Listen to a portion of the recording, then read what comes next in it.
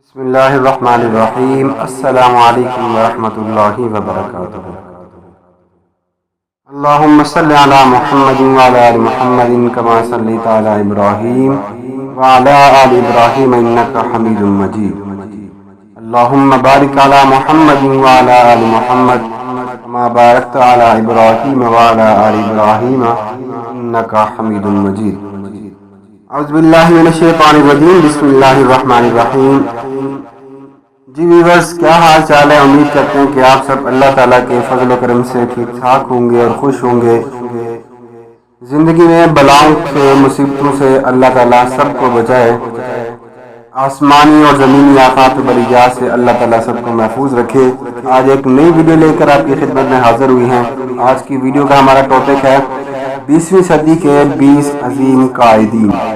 جی ہاں دوستو، 20ویں صدی کے 20 عظیم قائدین، ہم سب سے پہلے ان کا مختصر تعارف کریں گے اس ویڈیو میں۔ اس کے بعد نیکسٹ آنے والی ویڈیوز میں ہم انشاءاللہ ایک ایک کے بارے میں مکمل تفصیلات کے ساتھ بات کریں گے۔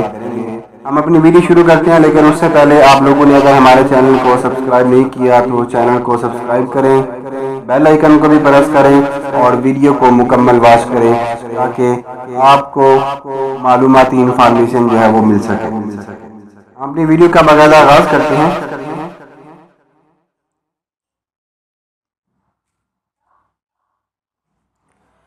20ویں صدی کو بجا طور پر قائدین کی صدی قرار دیا جا سکتا ہے۔ اس صدی کے دوران لاتعداد قومیں غلامی کی زنجیریں توڑ کر آزادی کی نعمت سے ہمکنار ہوئی۔ قوموں کی آزادی کی تحریکوں نے لاتعداد قائدین کو متعارف کرایا اور تاریخ کے اوراق میں ان کے مقام و مرتبہ کا تعین کیا۔ اس صدی میں انتہائی اہم سیاسی اور جغرافیائی تبدیلیاں رونما ہوئیں۔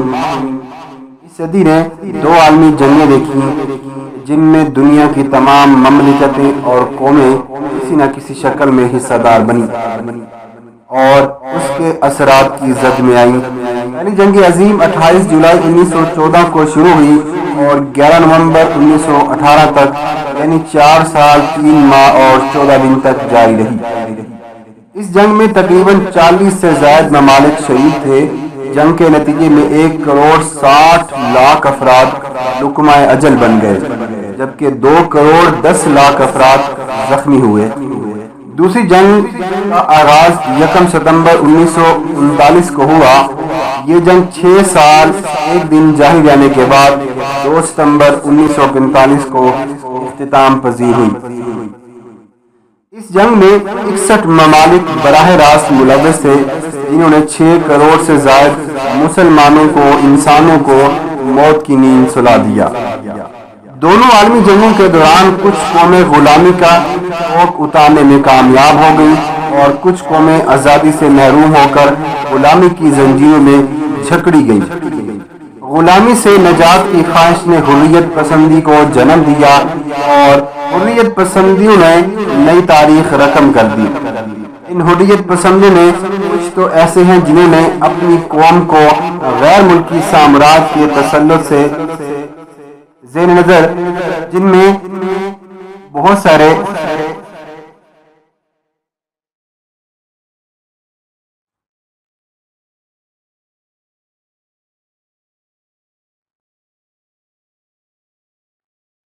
اور حریت پسندوں نے نئی تاریخ رقم کر دی۔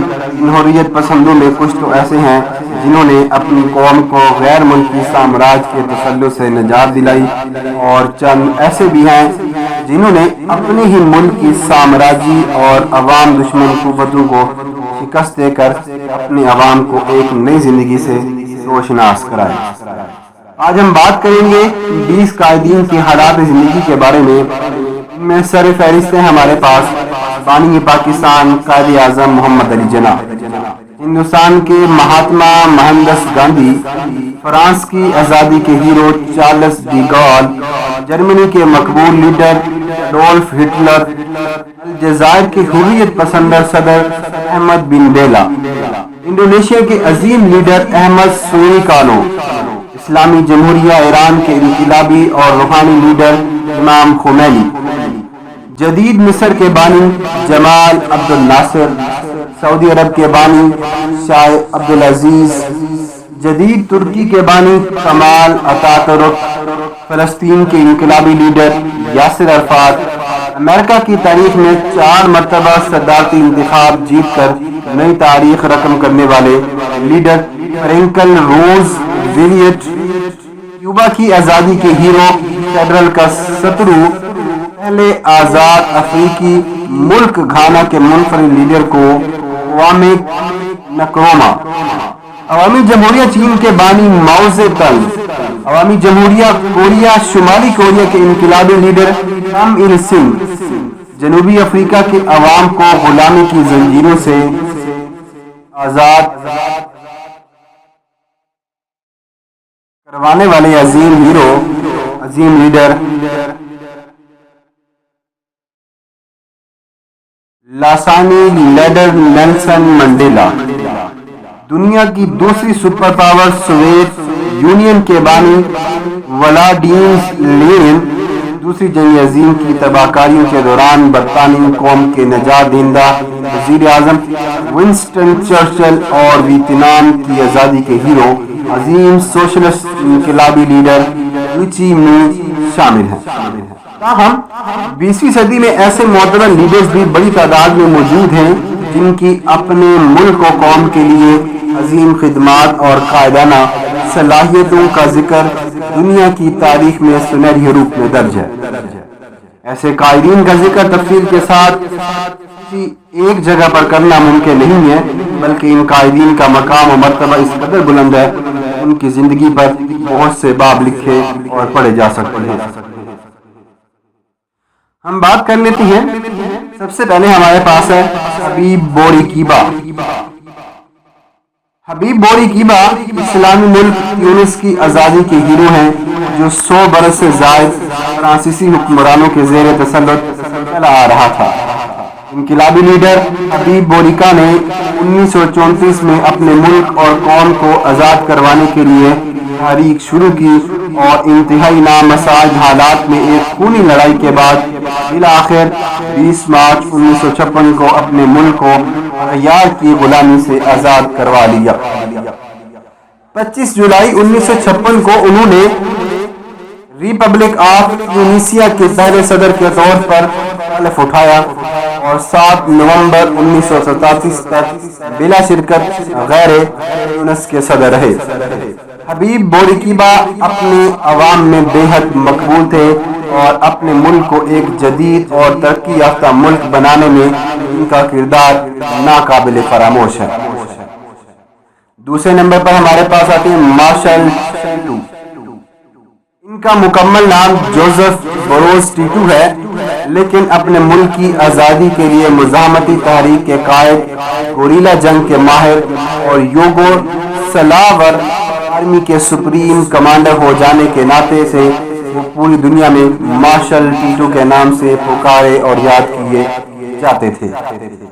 اپنی اعلیٰ قائدانہ صلاحیتوں کے باعث وہ بین الاقوامی شہرت کے لیڈر شمار کیے جانے والے تھے۔ انہوں نے socialist federal republic of Yugoslavia کی بنیاد رکھی اور 1943 سے لے کر 1963 تک اپنے ملک کے وزیر اعظم رہے، جبکہ 1963 سے 1987 تک یوگوسلاویا کے صدر بھی رہے۔ دوسری جنگ عظیم کے دوران انہوں نے انتہائی اہم کامیابیاں حاصل کی۔ تیسرے نمبر پر ہمارے پاس چو این لائی۔ چو این لائی چین میں رونما ہونے والے سرخ انقلاب کے قائد موزے تونگ کے دست راست اور عوامی جمہوریہ چین کے بانیوں میں سے ایک انتہائی معتبر اور قدآور لیڈر تھے۔ چین کے عظیم لیڈر موزے تنگ چو این لائی پر بے پناہ اعتماد رکھتے تھے اور ان کی اعلیٰ خودداد صلاحیتوں کو انتہائی قدر کی نگاہ سے بھی دیکھتے تھے۔ اسی لیے 1949 میں سامراجی قوتوں سے چینی قوم کو آزاد کروانے کے بعد ماؤ زے تنگ نے چو این لائی کو اکتوبر 1949 میں عوامی جمہوریہ چین کا وزیر اعظم مقرر کیا اور 8 جنوری 1976 کو ان کی وفات تک یہ عہدہ ان کے پاس ہی رہا۔ چو این لائی نے عوامی جمہوریہ چین کو دنیا کا ایک جدید ترقی یافتہ اور فوجی لحاظ سے ایک انتہائی طاقتور ملک بنانے میں بے مثال کردار ادا کیا اور ملک بنانے میں ان کا کردار ناقابل فراموش ہے۔ چوتھے نمبر پر ہمارے پاس آتے ہیں انور ہو کسہا۔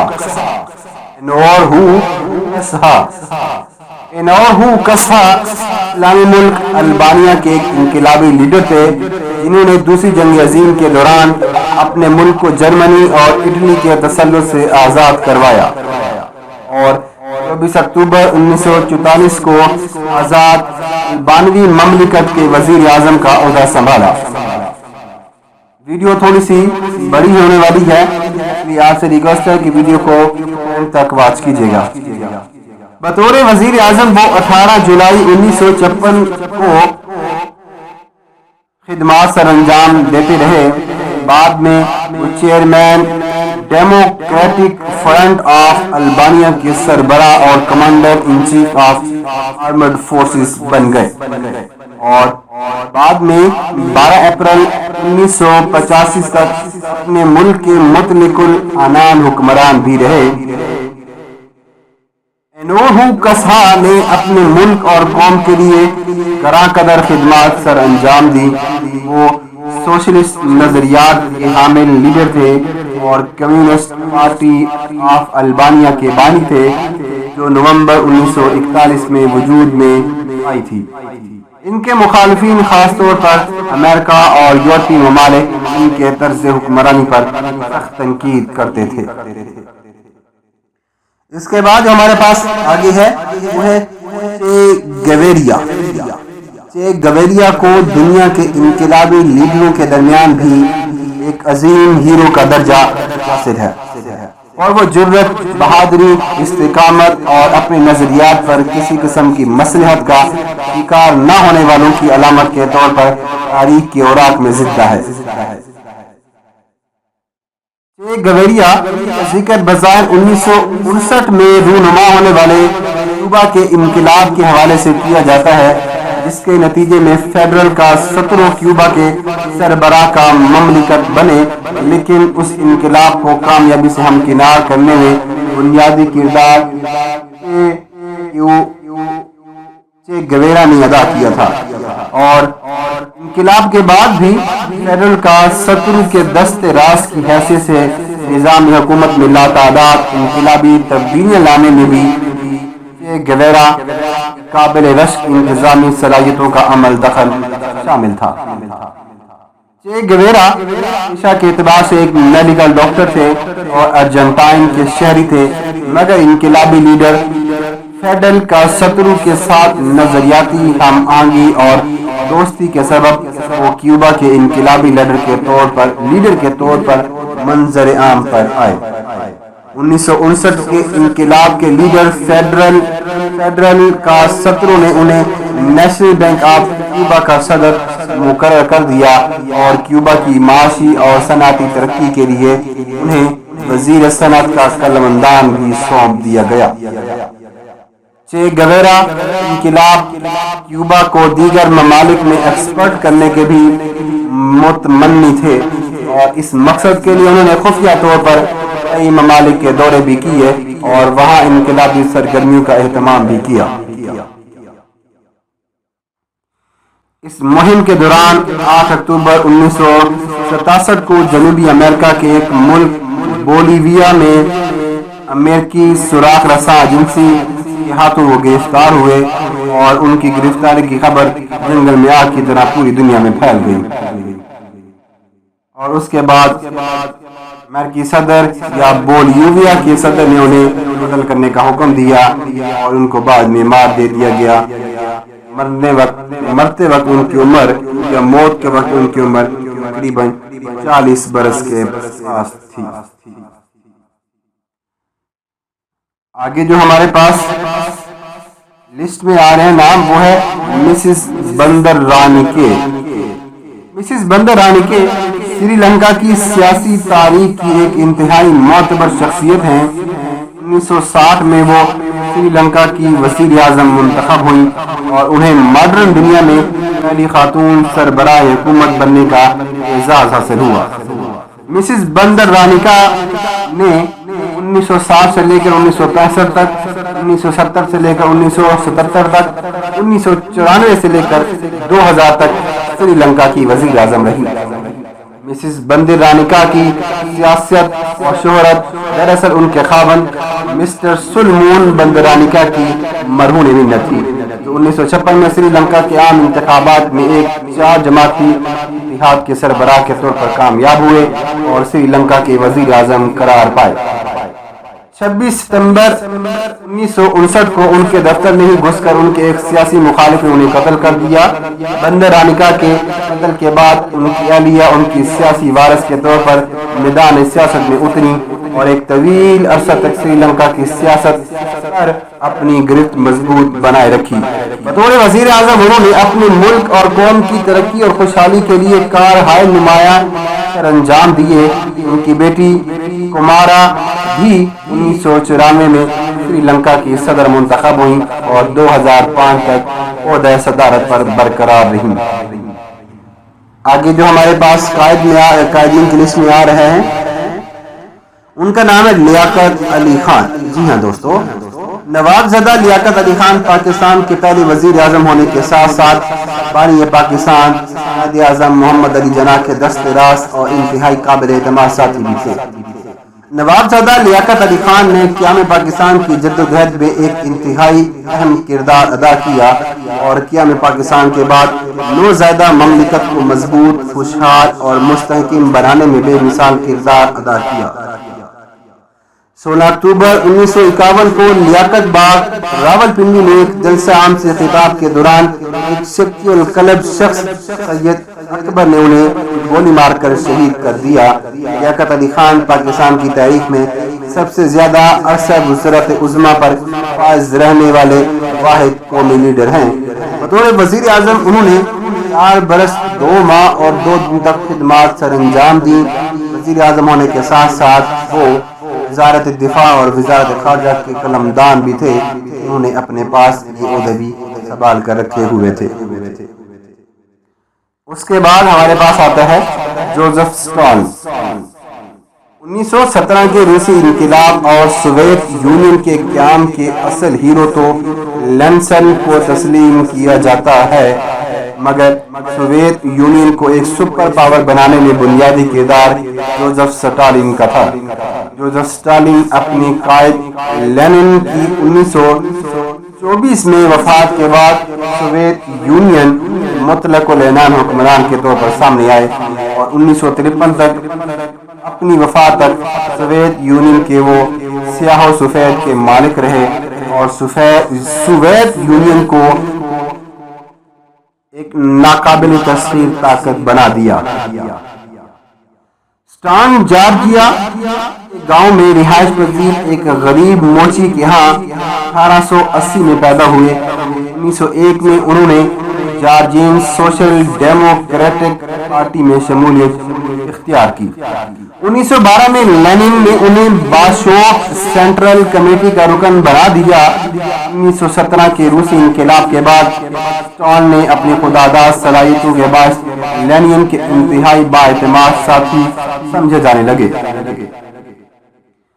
1922 میں وہ روسی کمیونسٹ پارٹی کے سیکریٹری جنرل منتخب ہو گئے اور 1924 میں لینن کے انتقال کے بعد انہوں نے تمام اختیارات اپنے ہاتھ میں لے لیے، اپنے تمام مخالفین کو ایک ایک کر کے ختم کر دیا اور اقتدار پر اپنی گرفت انتہائی مضبوط کر لی۔ 1928 میں انہوں نے سوویت یونین میں ایک زبردست صنعتی انقلاب کا آغاز کیا اور سوویت یونین کی سرحدوں کو بہت وسیع کر دیا۔ جوزف اسٹالن نے دوسری جنگ عظیم میں بھی انتہائی اہم کردار ادا کیا تھا۔ اسٹالن 1953 میں 78 برس کی عمر میں دماغ کی شریان پھٹ جانے کے باعث انتقال کر گئے تھے۔ اس کے بعد ہمارے پاس اگلے قائد ہیں جواہر لال نہرو۔ جواہر لال نہرو اگست 1947 میں ہندوستان کی آزادی کے بعد پہلے وزیر اعظم مقرر ہوئے اور 1964 تک اپنی وفات تک مسلسل ہندوستان کے وزیر اعظم رہے۔ جواہر لال نہرو 1890 کی دہائی میں پیدا ہوئے۔ انہوں نے اعلیٰ تعلیمی اداروں سے تعلیم حاصل کی۔ برطانیہ سے انہوں نے قانون کی ڈگری حاصل کی۔ ہندوستان کی برطانوی راج سے آزادی کی جدوجہد میں جواہر لال نہرو نے ایسے قواعد پیش کیے۔ اس دوران انہیں متعدد بار جیل کی سلاخوں کے پیچھے بھی جانا پڑا۔ 1919 میں برطانوی فوج کے ہاتھوں امرتسر میں ہندوستانیوں کے قتل عام کے بعد جواہر لال نہرو انڈین نیشنل کانگریس کے صدر بن گئے اور انگریز حکومت کے خلاف تحریک شروع کر دی۔ 1930 سے 1936 کے دوران وہ زیادہ عرصہ پابند سلاسل رہے۔ 1942 سے لے کر 1945 تک مسلسل قید کاٹی۔ جواہر لال نہرو مہاتما گاندھی سے دست راست تھے۔ 1964 میں جواہر لال نہرو کی وفات کے محض 2 سال بعد ان کی بیٹی اندرا گاندھی ہندوستان کی وزیر اعظم منتخب ہو گئی اور 1966 سے لے کر 1977 تک جواہر لال نہرو مسلسل وزیر اعظم کے عہدے پر فائز رہی۔ 1980 میں ایک بار پھر اندرا گاندھی منتخب ہو گئی اور 1984 میں اپنی ہی گارڈز کے ہاتھوں قتل ہونے تک ہندوستان کی وزیر اعظم رہی۔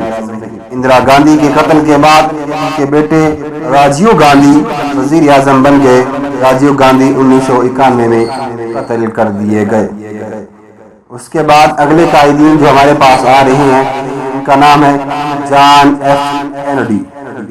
امریکہ کی تاریخ میں جان واشنگٹن اور ابراہیم لنکن کے بعد سب سے زیادہ مقبولیت اور شہرت رکھنے والے صدر جان ایف کینیڈی ہیں، جو جنوری 1961 سے لے کر 22 نومبر 1963 تک ریاستہائے متحدہ امریکہ کے صدر رہے۔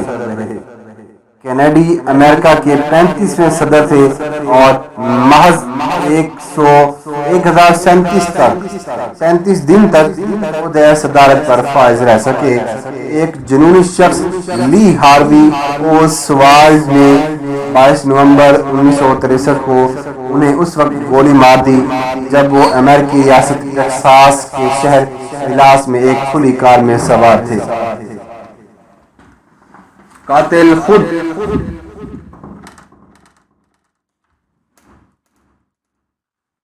خود بھی 2 روز بعد قتل کر دیا گیا، مگر ہر سطح کی تحقیقات کے باوجود جان ایف کینیڈی کے قتل کے اصل محرکات سامنے نہ آ سکے۔ جان ایف کینیڈی اپنی کرشماتی شخصیت اور مثالی سیاست کے باعث آج بھی امریکہ کی عوام اور دلوں میں حکومت کر رہے ہیں۔ جان ایف کینیڈی 19 مئی 1917 کو پیدا ہوئے۔ 1940 میں انہوں نے ہارورڈ یونیورسٹی سے گریجویشن مکمل کی۔ 1941 سے لے کر 1945 تک امریکی نیوی میں خدمات سر انجام دیں۔ 29 برس کی عمر میں وہ امریکی ایوان نمائندگان کے رکن منتخب ہو گئے اور 1947 سے لے کر 1953 تک رکن رہے۔ 1952 میں جان ایف کینیڈی امریکی سینٹ کے رکن منتخب ہو گئے اور 1958 میں 2 بار بطور ممبر سینٹ ان کو منتخب کیا گیا۔ 1960 کے صدارتی انتخابات میں وہ رچرڈ نکسن کو شکست دے کر امریکہ کے صدر بن گئے۔ جان ایف کینیڈی امریکہ کی تاریخ کے سب سے کم عمر صدر تھے۔ اس کے بعد اگلے قائدین جو ہمارے پاس آ رہے ہیں ان کا نام ہے ڈاکٹر محمد مصدق۔ جی ہاں، ڈاکٹر محمد مصدق ایران کے انتہائی مقبول اور جمہوریت پسند لیڈر تھے۔ 1950 میں ان کی جماعت بھاری اکثریت سے انتخابات جیت کر حکومت بنانے میں کامیاب ہو گئی تھی اور ڈاکٹر محمد مصدق نے وزیر اعظم کا عہدہ سنبھال لیا۔ ایران میں اگرچہ رضا شاہ پہلوی کی شہنشاہیت قائم تھی، مگر ڈاکٹر محمد مصدق نے اقتدار پر اپنی گرفت کو مضبوط کیا اور تمام اختیارات اپنے ہاتھ میں لے لیے۔ انہوں نے ایران انقلابی اصلاحات کا آغاز کر دیا اور تیل کی صنعت جو برٹش پیٹرولیم کمپنی کے تحت 1930 سے برطانوی کنٹرول میں چلی آ رہی تھی کو قومی تحویل میں لے لیا۔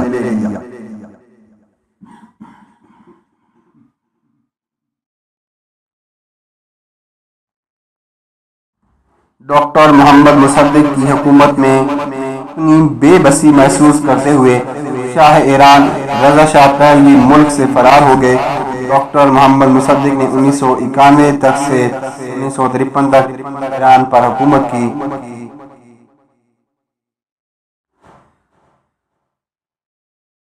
اس کے بعد ڈاکٹر محمد مصدق کو شاہ ایران نے گرفتار کر کے 3 برس تک پابند سلاسل رکھا۔ پھر 15 مارچ 1957 کو ان کی وفات تک ان کے گھر پر ہی ان کو نظر بند رکھا گیا۔ اگلے قائدین ہمارے پاس آتے ہیں عدنان مندرس۔ عدنان مندرس ترکی کے ایک انتہائی مقبول لیڈر تھے۔ انہوں نے 1946 میں ڈیموکریٹک پارٹی کی بنیاد رکھی اور 1950 کے عام انتخابات میں بھاری اکثریت کے ساتھ ترکی کے وزیر اعظم منتخب ہو گئے۔ عدنان مندرس نے 1950 سے لے کر 1960 تک ترکی پر حکومت کی۔ ان کی زبردست عوامی شہرت اور مقبولیت کے باعث ترکی کی مضبوط فوج کے ساتھ ان کے اختلاف پیدا ہو گئے۔ 27 مئی 1960 میں فوج نے ان کی حکومت کا تختہ الٹ کر انہیں تمام اہم ساتھیوں سمیت گرفتار کر لیا۔ عدنان مندرس پر مقدمہ چلا کہ انہیں سزائے موت سنا دی گئی۔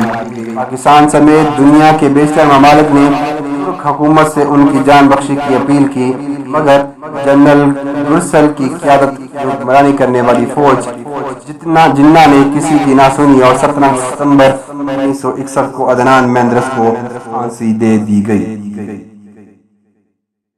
اس کے بعد ہمارے پاس جو لسٹ آ رہی ہے اس میں شاہ فیصل بن عبدالعزیز۔ شاہ فیصل بن عبدالعزیز سعودی عرب کے تیسرے بادشاہ تھے جو 1964 میں اپنے بھائی سعود بن عبدالعزیز کو اقتدار سے جبراً علیحدہ کرنے پر سعودی عرب کے بادشاہ بنے اور 1975 تک سعودی عرب کے حکمران بھی رہے۔ شاہ فیصل نہ صرف پوری مسلم امہ بلکہ دنیا کے تقریباً تمام ممالک کے عوام میں ایک جہاں دیدہ، ذیلک اور مدبر لیڈر کے طور پر عزت و احترام کی نگاہ سے دیکھے جاتے تھے۔ شاہ فیصل مسلم ممالک کے اتحاد کے زبردست داعی تھے اور تمام مسلم ممالک کی دل کھول کر امداد کرتے تھے۔ شاہ فیصل خادم حرمین شریفین ہونے کے ساتھ ساتھ سعودی عرب اور ایک ماڈرن اور ترقی یافتہ ملک بنانے کے لیے بھی کوشاں تھے۔ انہوں نے اپنے عوام کی بہتری کے لیے متعدد سماجی اصلاحات نافذ کی۔ اسرائیل کے خلاف عرب ممالک کی جنگ میں انہوں نے عرب ملکوں کا بھرپور ساتھ دیا اور ہر قسم کی امداد فراہم کی۔ اسرائیل کی حمایت کرنے والے ممالک جن میں امریکہ، برطانیہ اور دیگر یورپی ممالک شامل تھے، ان کے خلاف شاہ فیصل نے تیل کو بطور ہتھیار استعمال کیا اور ان ممالک کے لیے تیل کی سپلائی بند کر دی، جس کے باعث یہ ممالک انتہائی اقتصادی مشکلات کا شکار ہو گئے۔ شاہ فیصل 1974 میں وزیر اعظم پاکستان ذوالفقار علی بھٹو کی دعوت پر پاکستان بھی تشریف لائے اور لاہور میں منعقدہ اسلامی سربراہی کانفرنس میں شرکت کی۔ پاکستان کے عوام میں بھی شاہ فیصل کے ساتھ بے پناہ محبت رکھنے والی دوست عوام تھی۔ مارچ 1975 میں شاہ فیصل کے ایک بھتیجے نے شاہی محل میں گھس کر انہیں شہید کر دیا۔ پاکستان کے دارالحکومت اسلام آباد میں شاہ فیصل کی یاد میں وسیع و عریض اور عالیشان مسجد تعمیر کی گئی، جسے فیصل مسجد کا نام دیا گیا۔ کہا جاتا ہے کہ شاہ فیصل کی شہادت ایک بین الاقوامی سازش کا نتیجہ بھی تھی۔ اس کے بعد ہمارے پاس اگلے لیڈر جو آ رہے ہیں وہ ہے کورازون اکینو۔ کورازون اکینو فلپائن کی انتہائی مقبول لیڈر ہیں۔ 1986 میں فلپائن کا عہدہ صدارت سنبھالنے پر انہیں ایشیا کی پہلی خاتون صدر ہونے کا اعزاز بھی حاصل ہے۔ کورازون اکینو 1986 سے 1992 تک عہدہ صدارت پر فائز رہی۔ کورازون اکینو کی تمام تر سیاست ان کے خاوند کے نظریات سے وابستہ رہی، جو فلپائن کے منتخب سینیٹر تھے اور عوام کے بنیادی حقوق کے علمبردار اور حقیقی جمہوریت کے حامی تھے۔ انہوں نے فلپائن کے ڈکٹیٹر مارکوس کی آمریت کے خلاف عوامی تحریک کا آغاز کیا۔ 1972 میں مارکوس نے فلپائن میں آئین اور بنیادی حقوق معطل کر کے ماشاءاللہ نافذ کر دیا اور تمام تر اختیارات اپنے ہاتھ میں لے لیے۔ شدید مخالفت پر انہوں نے بینیکیو ایکوینو کو گرفتار کیا اور 8 برس تک انہیں پابند سلاسل رکھ کر زبردست تشدد کا نشانہ بنایا۔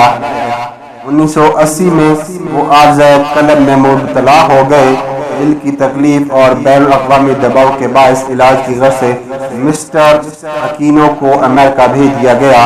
1983 میں ان کی وطن واپسی پر حکومت انہیں حراست میں لے کر انہیں قتل کر دیا گیا۔ اپنے خاوند کے اس بہیمانہ قتل کے خلاف اور مارکوس کی ظالمانہ اور امرانہ حکومت کے خاتمے کے لیے کوارزون ایکوینو نے ملک کی احتجاجی تحریک شروع کر دی۔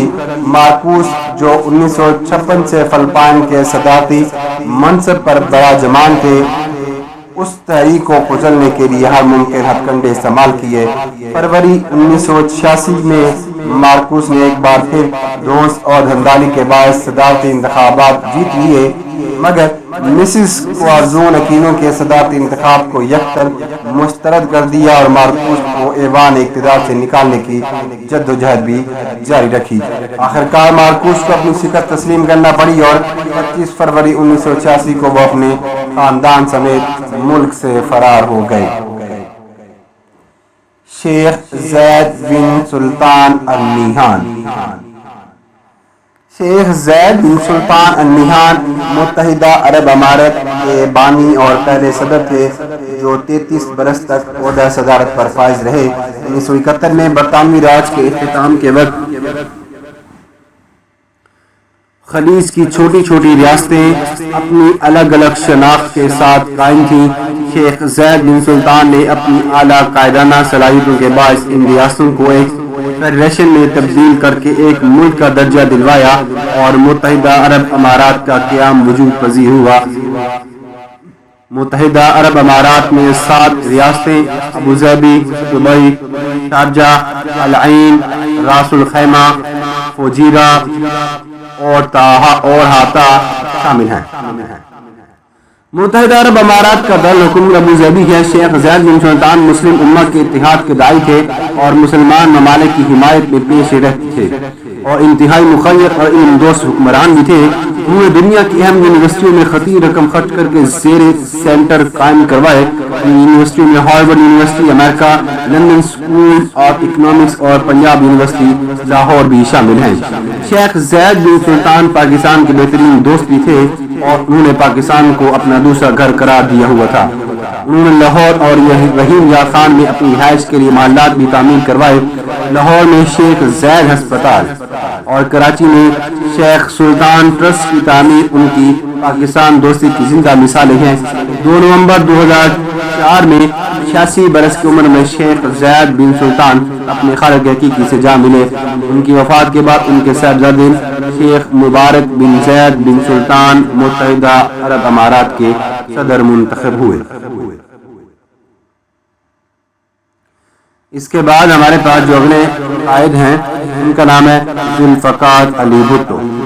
جی ہاں دوستو، ذوالفقار علی بھٹو پاکستان کی سیاست میں بانی پاکستان قائد اعظم محمد علی جناح کے بعد سب سے زیادہ عوامی مقبولیت رکھنے والے لیڈر تھے اور ان کی یہ مقبولیت ان کے دنیائے فانی سے رخصت ہو جانے کے بعد بھی کبھی ختم نہ ہو سکی۔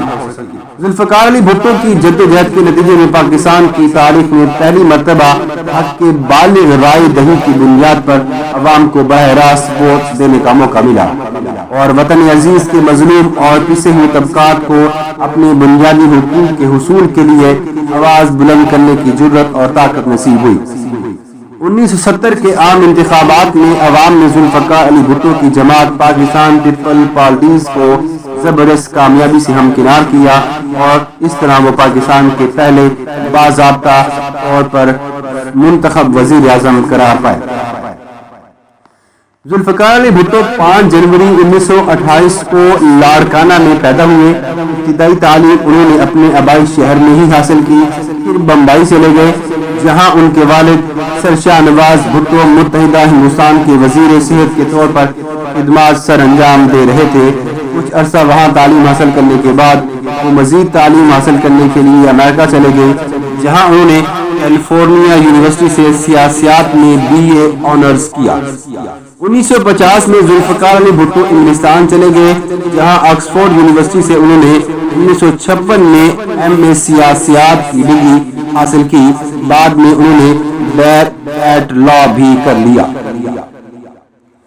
1956 میں صدر پاکستان سکندر مرزا نے انہیں اپنے قریبی رفقا میں شامل کر لیا اور اقوام متحدہ سمیت کئی دیگر ممالک میں انہیں پاکستان کی نمائندگی کے لیے بھیجا۔ ذوالفقار علی بھٹو کی ذہانت اور قابلیت کے پیش نظر 1958 میں صدر ایوب خان نے انہیں اپنی کابینہ میں شامل کر لیا۔ 28 اکتوبر 1958 کو انہیں معدنیات کا وزیر مقرر کر دیا گیا۔ 23 جنوری 1963 کو ذوالفقار علی بھٹو کو وزیر خارجہ مقرر کر دیا گیا۔ 16 جون 1966 کو صدر جنرل ایوب خان کے ساتھ معاہدہ تاشکند پر شدید اختلافات کے باعث ذوالفقار علی بھٹو نے وزارت سے استعفیٰ دے دیا اور حکومت کے خلاف عوامی رابطہ مہم شروع کر دی گئی۔ 30 نومبر 1967 کو ذوالفقار علی بھٹو نے لاہور میں اپنی سیاسی جماعت پاکستان پیپلز پارٹی کے قیام کا اعلان کر دیا۔ 13 نومبر 1968 کو حکومت نے انہیں گرفتار کر کے میاں والی جیل میں قید کر دیا۔ جنوری 1969 میں انہیں ساہیوال جیل میں منتقل کر دیا گیا۔ زبردست عوامی دباؤ پر 18 فروری 1969 کو حکومت نے ذوالفقار علی بھٹو کو رہا کر دیا، مگر ایوب حکومت عوامی احتجاج کا مقابلہ نہ کر سکی اور 25 مارچ 1969 کو ایوب حکومت کا خاتمہ ہو گیا اور جنرل یحییٰ خان نے اقتدار سنبھال لیا۔ دسمبر 1970 کے عام انتخابات کے نتیجے میں ذوالفقار علی بھٹو اقتدار کے حقدار بن گئے، مگر جنرل یحییٰ خان عوامی نمائندوں کو اقتدار منتقل کرنے کے لیے تیار نہ تھے، جس سے مشرقی اور مغربی پاکستان میں سیاسی کشمکش اور شدید بحران پیدا ہو گیا۔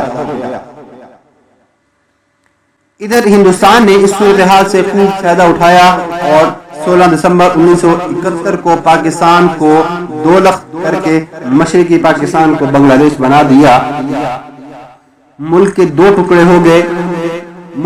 ٹکڑے ہو جانے پر جنرل یحییٰ خان کو اقتدار چھوڑنا پڑا اور 20 دسمبر 1971 کو جنرل یحییٰ نے عنان حکومت ذوالفقار علی بھٹو کو سونپ دی۔ ذوالفقار علی بھٹو 1 سال 8 ماہ اور 25 روز تک پاکستان کے صدر رہے، مگر 14 اگست 1973 کو آئین کے نفاذ کے بعد انہوں نے بطور وزیر اعظم کا حلف اٹھا لیا اور پھر 6 جولائی 1977 تک پاکستان کے وزیر اعظم رہے۔ انہوں نے اپنے دور حکومت میں لاتعداد اصلاحات متعارف کروائیں، جس سے ان کی عوام میں مقبولیت کا اضافہ ہوا۔ 5 جولائی 1977 کو chief of army staff general Zia الحق نے ذوالفقار علی بھٹو کی حکومت کا تختہ الٹ دیا اور بھٹو سمیت ان کی کابینہ کے ممبران کو بھی گرفتار کر لیا گیا اور 19 ستمبر کو جوڈیشنل ریمانڈ کے لیے انہیں جیل بھیج دیا گیا۔ انہیں کبھی رہائی نہ ملی اور 4 اپریل 1979 کو انہیں دار پر لٹکا دیا گیا۔ ذوالفقار علی بھٹو کی پھانسی کے بعد ان کی مقبولیت میں مزید اضافہ ہو گیا اور ان کی اہلیہ بیگم نصرت بھٹو اور صاحبزادی بے نظیر بھٹو نے ذوالفقار علی بھٹو کی سیاست کو ہمیشہ کے لیے زندہ رکھا۔ اگرچہ بیگم نصرت بھٹو اور محترمہ بے نظیر بھٹو کو اس جدوجہد کے نتیجے میں قید و بند اور تشدد سمیت ناقابل بیان حد تک مسائل اور مشکلات کا سامنا کرنا پڑا، بالآخر ان کی جدوجہد رنگ لائی اور 1988 کی عام انتخابات کے نتیجے میں محترمہ بے نظیر بھٹو کو اپنے عظیم والد ذوالفقار علی بھٹو کی طرح وزیر اعظم پاکستان کا منصب مل گیا۔ ذوالفقار علی بھٹو کے نام اور نظریہ کی بنیاد پر پاکستان کے عوام نے ہمیشہ پاکستان پیپلز پارٹیز کو ہر مرتبہ انتخابات میں زبردست کامیابی سے ہمکنار کیا۔ 1993 میں عام انتخابات میں اکثریت حاصل کرنے کے بعد حکومت بنانے میں کامیاب ہوئی اور محترمہ بے نظیر بھٹو دوسری مرتبہ وزیر اعظم پاکستان منتخب ہو گئیں۔ 27 دسمبر 2007 میں محترمہ بے نظیر بھٹو کو بھی شہید کر دیا گیا۔ 2008 کے عام انتخابات میں پاکستانی عوام نے ذوالفقار علی بھٹو اور محترمہ بے نظیر بھٹو کی پارٹی کو کامیابی سے ہمکنار کیا اور پیپل پارٹیز آئندہ 5 برس تک اقتدار کے ایوانوں میں موجود رہی۔ ذوالفقار علی بھٹو پاکستان کی سیاست میں ہمیشہ زندہ اور تابندہ رہیں گے۔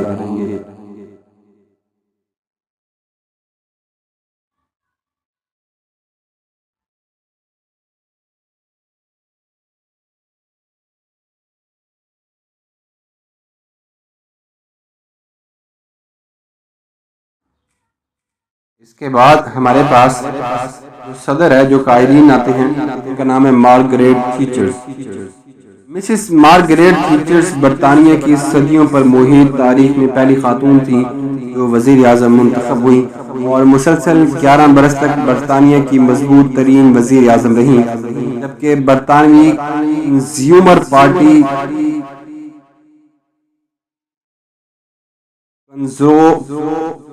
کنزرویٹر پارٹی کی 1975 سے 1990 تک سربراہ رہیں۔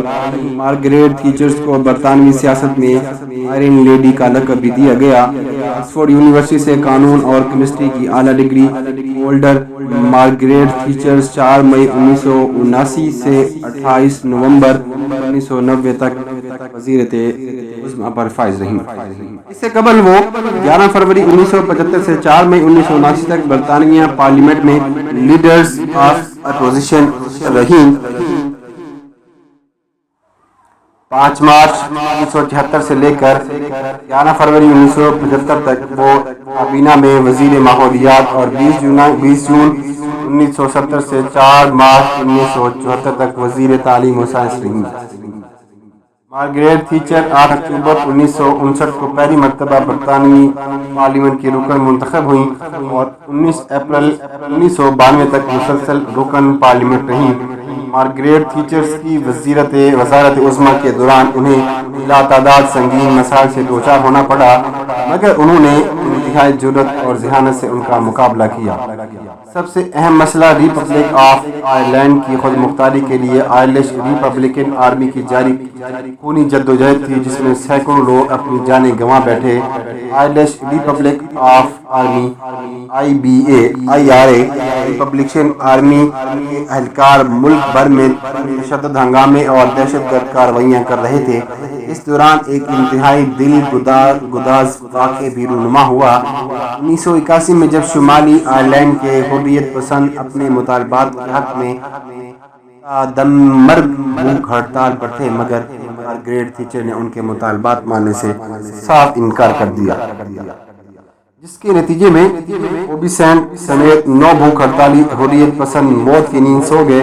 اپنے ساتھیوں کا بدلہ لینے کے لیے IRA آئرش ریپبلکن آرمی کے جوانوں نے 12 اکتوبر 1984 کو مارگریٹ تھیچرز پر زبردست قاتلانہ حملہ کیا، جس میں مارگریٹ تھیچرز کے 5 ساتھی ہلاک ہو گئے، مگر مارگریٹ تھیچرز موت زانہ طور پر بچ گئیں۔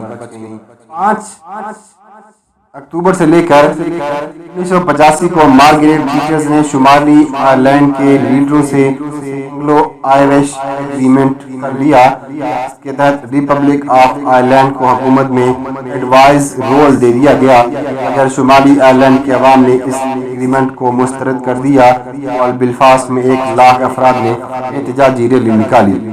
1979 میں سوویت یونین کی طرف سے افغانستان میں فوجی مداخلت پر مارگریٹ تھیچرز نے شدید مخالفانہ مہم شروع کر دیا اور امریکہ کے ساتھ مل کر سوویت یونین کو افغانستان سے نکال باہر کرنے کے لیے ہر ممکن اقدامات کیے۔ 2 اپریل 1982 کو ارجنٹائن کی فوجی حکومت کی طرف سے برٹش کنٹرولز جزیرے فاکلینڈ اور جنوبی جارجیا پر فوج کشی پر زبردستی جوابی کارروائی کے مقابلے میں چند روز کی شدید جنگ کے بعد ارجنٹائن کی فوج کو شکست سے دوچار کر دیا گیا۔ 1983 میں جب امریکی صدر رونلڈ ریگن کے حکم پر امریکی فوجیوں نے گرینیڈا حملہ کیا تو مارگریٹ تھیچرز نے اس پر شدید رد عمل کا اظہار کیا۔ مارگریٹ تھیچرز انتہائی سخت گیر وزیر اعظم تھی اور اپنے رفقا کی کارکردگی پر بھی سخت تنقید کرتی تھی، جس کے باعث بالآخر ان کے ساتھیوں میں ان کے خلاف بغاوت پیدا ہو گئی۔ 1 نومبر 1990 کو ان کے انتہائی قریبی ساتھی وزیر خزانہ جیفری ہاوے نے استعفیٰ دے دیا۔ 2 نومبر 1990 کو مائیکل ہیسلٹائن نے مارگریٹ تھیچرز کی لیڈرشپ کو چیلنج کر دیا، جس سے دل برداشتہ ہو کر مارگریٹ تھیچر نے اقتدار چھوڑ دیا۔ تاہم اپریل 1992 تک وہ بدستور پارلیمنٹ کی رکن رہیں۔ اس کے بعد 87 برس کی عمر میں ان کی وفات ہوئی۔ اس کے بعد ان کے خاوند وہ بھی کچھ عرصے بعد وفات پا گئے۔